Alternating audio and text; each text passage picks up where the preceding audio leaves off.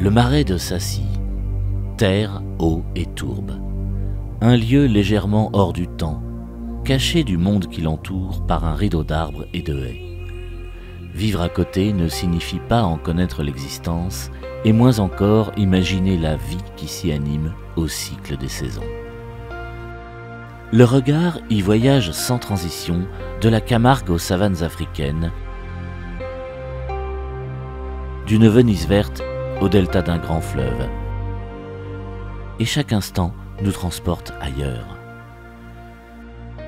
Ici, le département de l'Oise a fait l'acquisition de 250 hectares de zones humides. Il y mène une action de préservation du milieu qui recèle un biotope et une diversité exceptionnelle.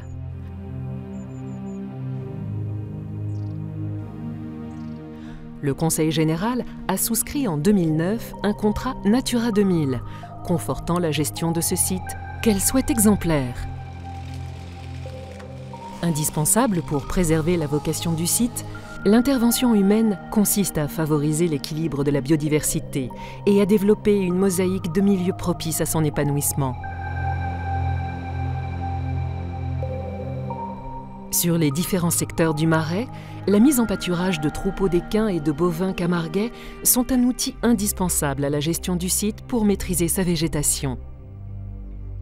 Sans la combinaison de l'action des agents du département et la présence de ces troupeaux semi-sauvages en liberté, rien ou presque ne pourrait empêcher la réapparition de la forêt et la disparition des zones humides qui s'ensuivraient.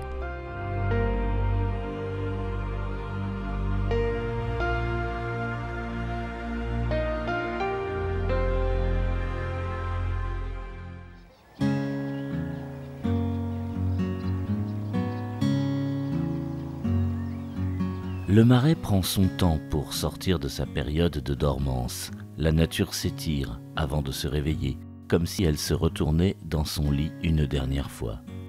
La terre a besoin de se réchauffer. L'humidité et les rayons du soleil doivent d'abord s'accorder pour permettre l'éclosion. Au printemps, on fait des travaux assez lourds qui permettent de préparer le terrain pour des travaux un petit peu plus précis. Par exemple, on fait de la réouverture de milieux assez boisés, de l'abattage, du gros nettoyage, de la réfection de chemin.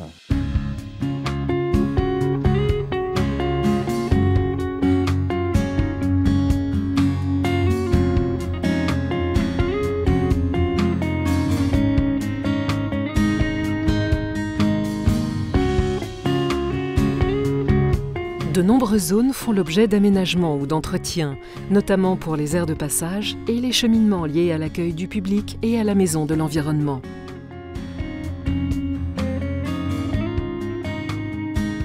Au printemps, tout redevient vert, c'est un nouveau cycle végétatif qui commence.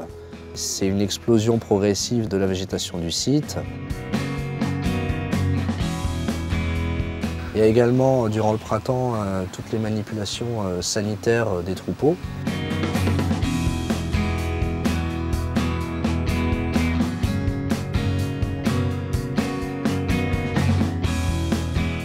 Notamment la prophylaxie pour les bovins, qui consiste en une prise de sang à la recherche d'éventuelles anomalies médicales. Il y a également les vaccinations d'usage sur notre cheptel, aussi bien bovins qu'équins. Donc avec la sortie d'hivernage, c'est la fin du nourrissage. On commence notre nouveau cycle de rotation de pâturage suivant les parcelles. Chaque année, il est différent pour justement éviter qu'il y ait une accoutumance du site liée à une pression de pâturage qui arrive toujours au même moment. C'est aussi l'occasion de travaux de débroussaillage qui serviront à redéfinir les zones de passage en fonction des niveaux d'eau de la nappe phréatique à la sortie de l'hiver. Les travaux de remise en état des ponts pour le franchissement des fossés sont aussi fonction des niveaux d'eau. Il est parfois envisagé de les décaler pour en limiter l'impact sur le sol. Le suivi scientifique des oiseaux concerne surtout les remontées migratoires. Il est mis en place dès le début du printemps et dure au minimum 2 mois. Là, les premiers migrateurs transsahariens qui viennent d'Afrique arrivent sur le marais et commencent à marquer leur territoire par différentes manières, soit par le chant ou alors par des poursuites sur l'étang. Donc c'est vraiment pour cantonner leur site de reproduction. Le printemps est la saison du renouveau pour les marais. C'est aussi l'occasion de mesurer l'impact du travail des hommes sur cette nature, et si ceux-ci ont porté leurs fruits. Le printemps, c'est l'éclosion de la vie, et la chaleur de l'été qui arrive lui apportera son plein épanouissement. Un nouveau cycle recommence.